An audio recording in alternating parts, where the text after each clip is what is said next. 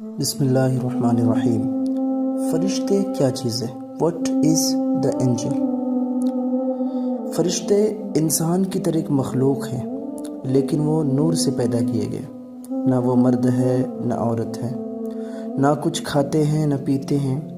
جتنے کام خدا تعالیٰ نے ان کے سپرد کیے ہیں اسی میں لگے رہتے ہیں۔ کچھ فرشتے بندوں کا اچھا برا عمل لکھنے پر مقرر ہیں، جن کو کرامن کاتبین کہا جاتا ہے، اور کچھ فرشتے قبر میں مردوں سے سوال کرنے پر مقرر ہیں، جن کو منکر نکیر کہا جاتا ہے، اور کچھ فرشتے حضور علیہ السلام کے دربار میں مسلمانوں کے درود و سلام پہنچانے پر مقرر ہیں۔